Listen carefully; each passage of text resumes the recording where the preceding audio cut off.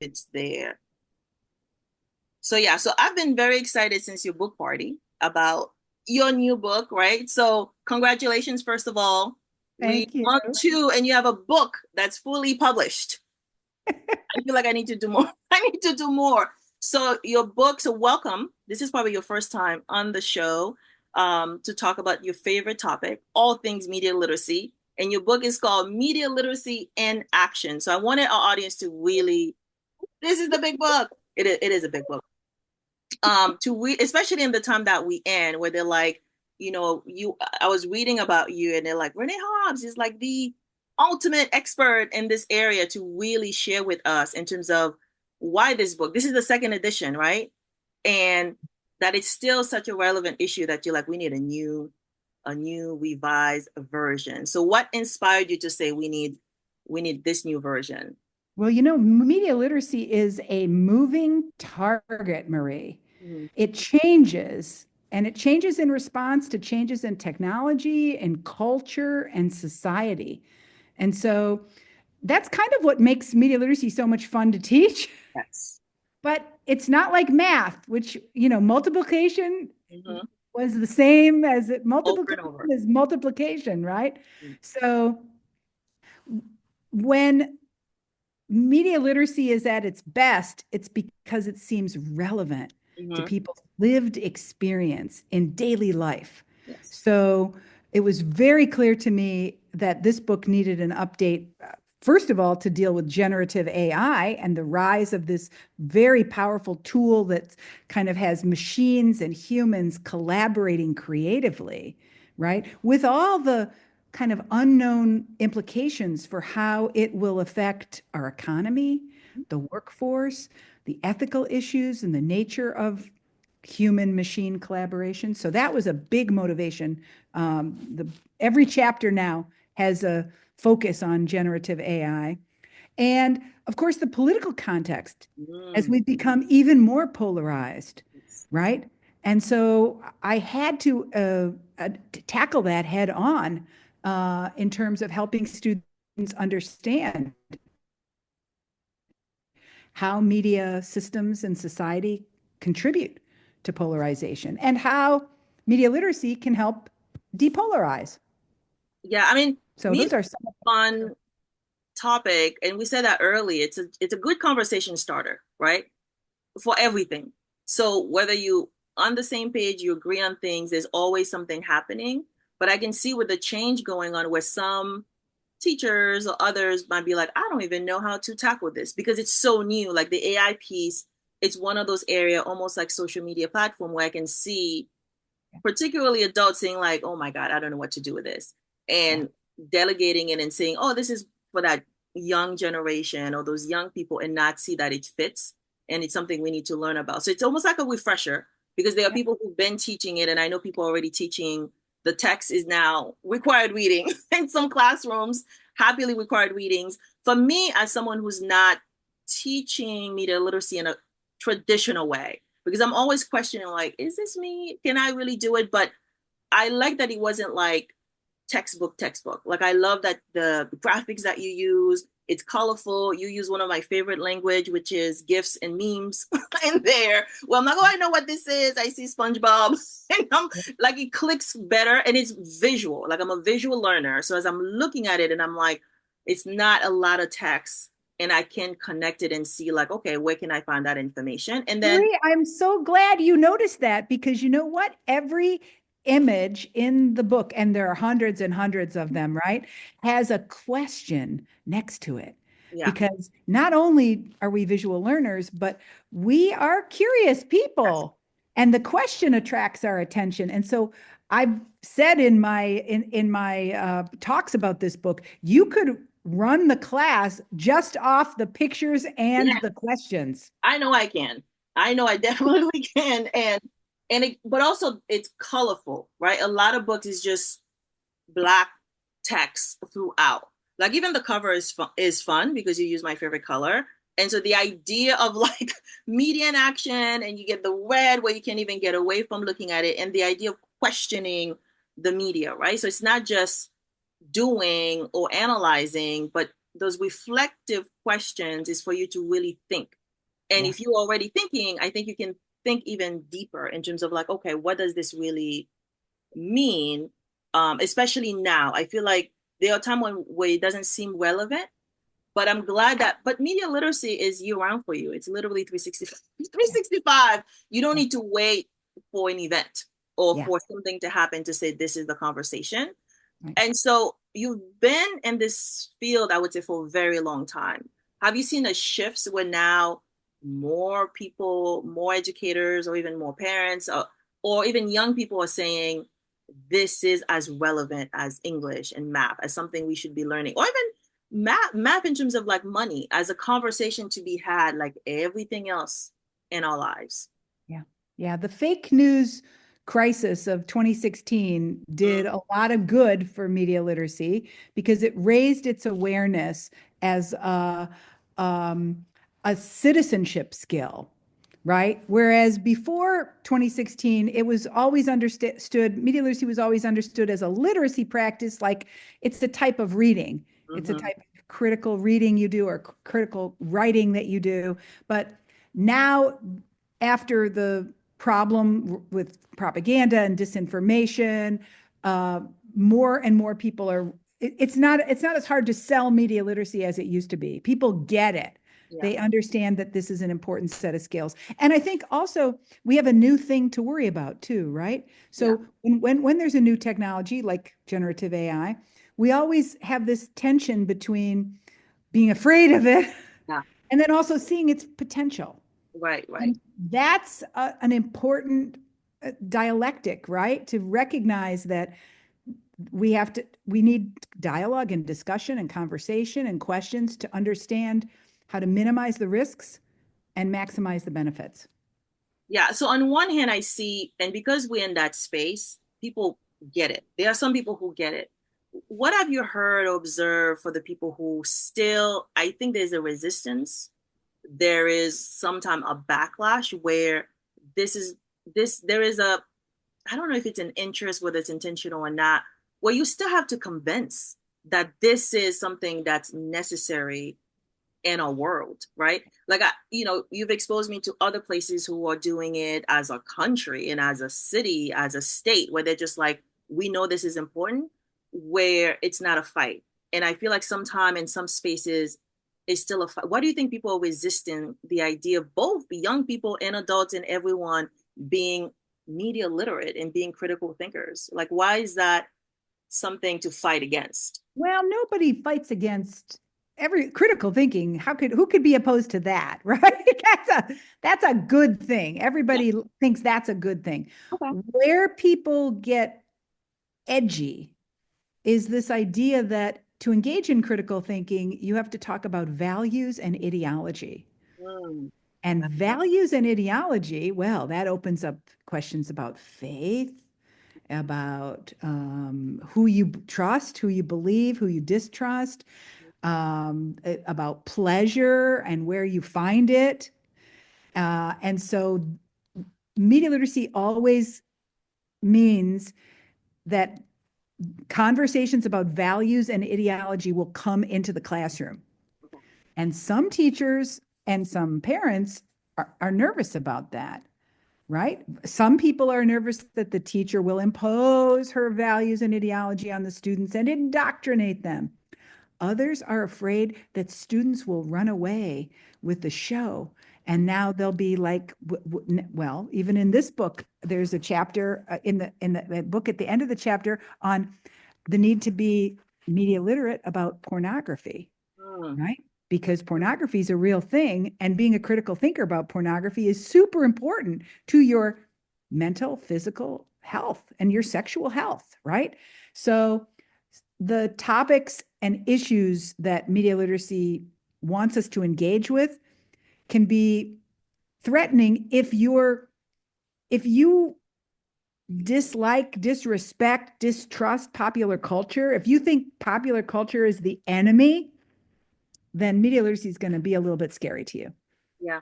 I mean, again, this is an area that allows to have open conversation. And again, there are certain skills that even as adults, sometimes we're not developed, like active listening, the idea of respecting another person's view, the idea that you can be civil even if you disagree. And we think we learn those skills, right?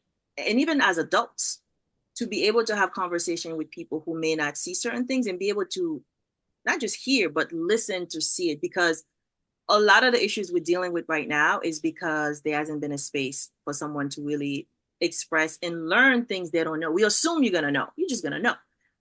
We recently had the conversation about relationships in our session, and we think because we may have guardians, we have parents, we have friends, we're doing stuff that we know what it means to be in a relationship, to be in community, to engage as two human beings, like we know how to connect, right? And still have humility and dignity in that space, but we never learn it. And then we continue not to learn it. And I feel like media literacy allowed that piece where can can I take the time to learn those things? Can I question? I mean, what I love the most is the idea of questioning, which I think is also is can be risky for some, versus having a group of people just accept everything. Just accept. What do you It's a think? great point. It's a great point that the questions of media literacy don't have a right answer, Marie. They're open-ended questions that actually invite multiple interpretations. And that's what's cultivate active listening. That's what generates multi-perspectival thinking, where you're able to see that a topic or an issue can be looked at from many different points of view. That's what helps us come closer to the truth, right? By being able to entertain many different interpretations and many different points of view. But that can be scary if your understanding of the world is that there's a right answer. Mm, And a lot of times school teaches us that, right? It yeah, doesn't respect diverse interpretations. It imposes interpretations. And so I think in a way, people have always said, media literacy is a radical pedagogy. It's a radical pedagogy because of that. There's no one right answer. There's good. lots of different answers, and the learning comes from being surrounded by those multiple interpretations. Yeah. I mean, I think for me, media literacy allows how to allow me to be deprogrammed, because if you think of when you were younger, for me, I always like, oh my God, I think I was fearless. I truly was questioning without knowing I was questioning. And I know adults, they don't like that at all. But the idea of channeling almost like my 2-year-old self or my 5-year-old inner self, where I'm like, why? Why? Have you ever had a little one? Why?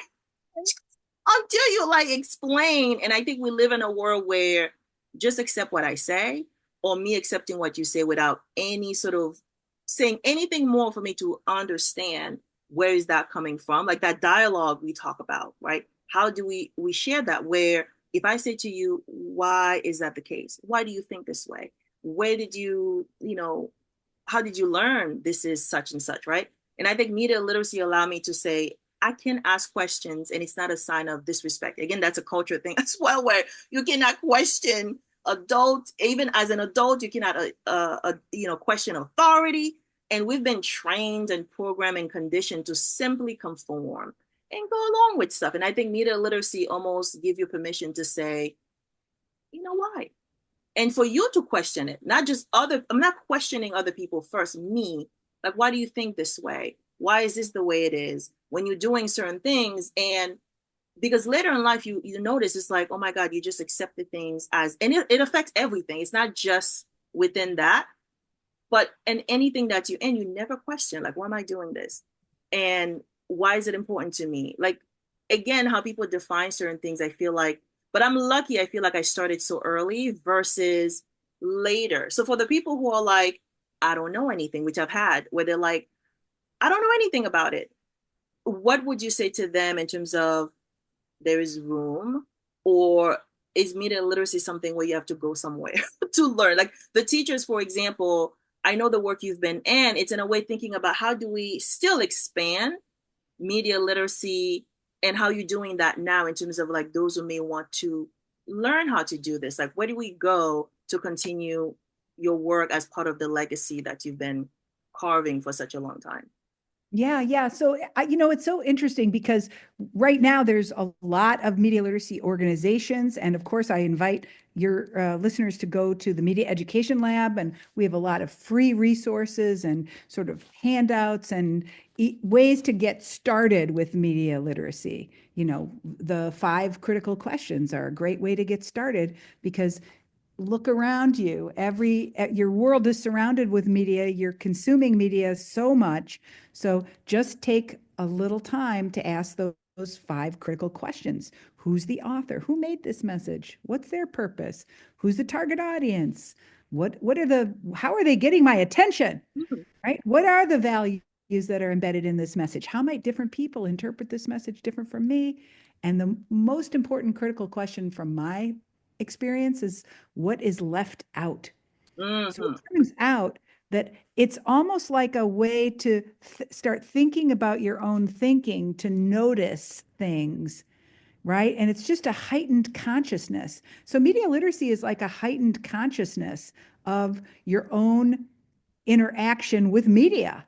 And that makes it, of course, something you will love to do because you're almost analyzing yourself in a way, right? And other people love to do it as well. Almost any conversation very quickly can turn into a media literacy conversation. Even if you say, "Hey, Marie, what'd you watch on TV over the weekend?"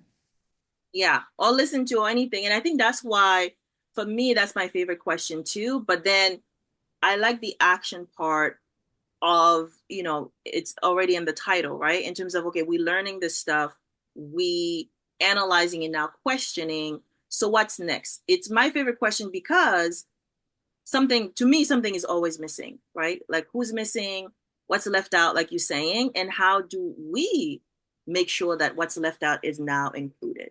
Nice. And that's a really great point because up until now, we haven't really talked about this idea that media literacy is an expanded conceptualization of literacy. And what is literacy? Well, it's reading and writing, right? So media literacy means you're not just a critical reader of Yeah. media, you also create it, right? You take the responsibility to put your own ideas out in the universe, right?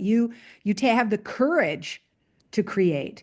And it turns out that every consumer is also a creator. Well, thanks to social media, we understand that, right? Right? Even our likes, clicks, and shares are kind of media making. But now that I'm thinking about my responsibilities as a media maker, I'm strategic and intentional. I'm aware of what I put out in the universe. Yeah. That's a media literacy competency too. Yeah. And then as a person, you're doing it, but then again, part of the work and the mission of the Media Lab that I really enjoy is the inclusion of community, right? Because sometimes people may say, oh, it's for those people, it's for the teachers, but the idea of community outreach and engagement in terms of, I'm always imagining like your book, like if I were to have that conversation, in a community center and with a nonprofit or some other group of people who you don't see as like this is for, like what would that conversation be like? Because it's a tool for everyone, for, like literally everyone, whoever you are. There's something for you to tap into it and integrate it in whatever you're doing if you're open to that. Because if you see it as like, oh, it's for them, so what would you recommend to those who are just like, I still don't know, like how is this a fit for them to see, to be open enough to be like, let me see how I can incorporate this in my world. It's interesting about your observation, Marie, because if we look historically at the roots of media literacy, long before it became something that happened in school, long before that, it was something that was centered in community. The very earliest media literacy up in Rochester, New York in the 1960s was a group of people who were like artists, Mm, right? Photographers, right? People who worked for Eastman Kodak, right? The big employer up in Rochester. These people would gather on the weekends and do like conversations where they showed each other their photos. They talked about the new photo technology that was coming out. They started to think about the importance of photographs in like how we think about our family and our memories. They brought in their collages of photos from, you know, generations of little Kodak pictures that we've had since forever. Those community-based conversations about photography turned into something people called visual literacy. Hmm. So long before media literacy was ever something you did in school, Yeah. it was something that you did in community around stuff that matters to you. And these days, as always, the stuff that matters to us is, you know, right here on our phone. It's right there. And but we can bring, I mean, again, we're not saying to people pick one or the other. Like, it's the time, how time has evolved. And again, I think media literacy and media as a platform is probably the one tool I feel like it adjusts with time.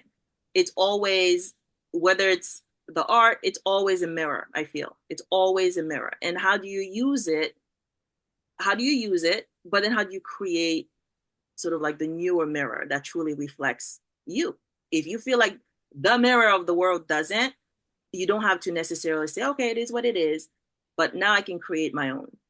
And that's where like those that can come in. But that's the piece. Like, have you've done it where you see people are using media, then you thought, even your book during the party, like when I'm hearing how people are using it, what section do they like, and how it's your book, but it's no longer your book. Once it's in the hand of the people, Right. this is what happened as a creative, as an artist and as a writer.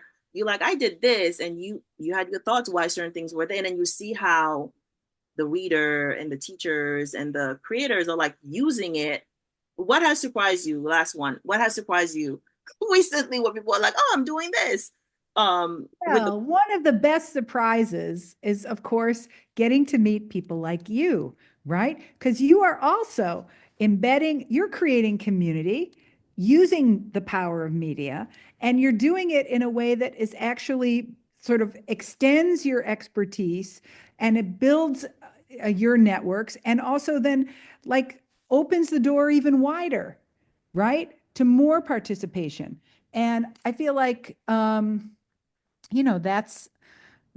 that's the beauty of when you put something out in the world, you have no idea how other people are going to make sense of it and extend it and use it. And, when I met you, it was like the pandemic, yeah, right? And we were trapped in our houses. And if it weren't for the pandemic, we might never, our paths might never have crossed. But the power or of week the walks. Yeah, technology, really made it just so, transformative yeah, for both of us. yeah. But I think also I'm always reminding people you can have community virtually, because I think there are still people, just like some people who may still think the book, the magazine, like when I started learning, I was like so young, where everything was so print focused, right? And even now with new advancement, there are people where it's like, we can only do this in person. That still resisting, like, I can meet somebody. I met so many people from across the world coming to your forum, coming to your conferences, coming to Zoom sessions that are happening, that there's no way. I don't know how many countries I would have to visit in a year for me to see what people are doing and to realize, okay, I don't need to be an expert in technology. But the idea that I can come to the lab and learn from other people, there's always people to say, let me show you how this works. Like even AI, where it's like, don't come like I need to be all knowing. Okay. Come and knowing somebody can teach you. You can teach somebody something. I always encourage people when I'm inviting them, especially to Together We Rise now, where it's like, you don't need to know media literacy to be in this community, right? You just come as you are and you will learn, and you have something to teach the people you think, oh, like, because they're like, I don't know anything. It's a bunch of professors, educators. And I'm like, believe me, there's something you can teach them, and there's something those individuals can teach you. But don't compare in terms of like, I don't know, they're up here and I'm here. We come in as people, and and I think that's the thing we need to sort of reset in our community in terms of everyone has something to contribute. Everyone. So I am That's a excited huge thing. about the book. That's Where a can huge people get the insight. book? First of all, I don't need to say anything else. else. Yeah, yeah. Where can people get to book? You know what? There's a lot of cool stuff about the book on the website for the book. That's mlaction.com. Mm, There's videos, there's interactive activities, and lots of inspiration about thinking critically about the media that you use in your daily life. yeah, I don't know who helped you created those maps, but I think going in there and really making it interactive, like that's another one. I talk a lot about agents, like what agent are you? And I love your archetypes of storytelling because there are so many roles you can play or multiple roles because you can always be the creator or the ruler or the one I'm seeing the most right now is truly the destroyer is alive in our world. But knowing we each play a role, like there's an archetype, and you can decide which one are you gonna be, right? You don't always have to. Maybe you started as one, and now you decide, you know what, I'm not gonna be that. I like the idea of being the hero and the helper combo because I No, cannot be Marie, the other one. what I love, so this is a great conversation because it makes so much sense to me. You've always been my spirit guide, and it makes so much sense that you would derive like a good energy from thinking about the archetypes and the way in which the archetypes are guidance for Mm, living, yes. right? And that makes perfect sense to me that that would resonate with you because I've always found that that's what I get from you. Your spirit guide energy like reminds me, who I want to be, what role I want to play. And that's a very big inspiration. So thank you for that. Yeah, I mean, I that's one thing for me as we working more together. I'm like, oh my God, I need more people like you in my life. As I'm meeting different people and we meeting people, you can create your community, right? Because you look around and it seems like nothing is working. And the idea that there are still good helpers and heroes and those who are not part of the destruction. But you either have to look for it and bring those people together, or but you cannot accept this is the norm, right? And if it's not that, like, what are you gonna do? And it's on me, right? And it's on us, and then finding those people, right? Because that's the reason why I'm like, I'm not gonna wait and be like, maybe Renee will call and say, let's do something. Where for me, I'm like, who are those people, right? It's almost like when I look at those superhero movies, I love when they all come together and they each have us. That's how I see us when we do our work. Where it's like this person has this superpower, this person, but I need to call them with something like right now, like the time Right. that we in, you better call all your people to come out and be like, we need to do something because they have this set of skills. And the Right. fact that when I did call and said, there is a crisis, can we create this? And for you to say yes, right? And find the others who are saying yes and find more. And you find others and I'm finding others. And those you finding saying like, come here, we can create a literally a different world. Like you don't need what you see on TV is actually life. You can go find the others and we get to create the planet, co-create the planet that we want. Marie, I call it the power of two. Mm, It turns out that it just takes two to get it started, right? And in a way, it took courage for you to say, "Hey, Renee, let's create something together." And the power of two is an amazing creative force in the universe. It always has been, it always will be. And um, in a way, your collaborators are all around you, right? In your community, but then also in your virtual spaces as well. yes, yes, yes, So yes. So my hope, let's multiply the power of two. Let's multiply it. And then let's multiply those archetypes that are truly want the best and still see the good in our world because right now we need a little more joy. There is joy, but it's like you have to really look for it. But I think being in that space where you can still analyze and acknowledge and see, okay, this is what's going on, but let's choose to be the creator, but also just do it a little bit with joy while we're analyzing and we know the world is falling apart, but we know we can also do something to make sure like we our community is stabilized. So thank you for being one of the heroes in our lives and I look forward to creating so much more and continue bringing people together. I enjoyed this conversation, Marie. Thank you so much. Thank you.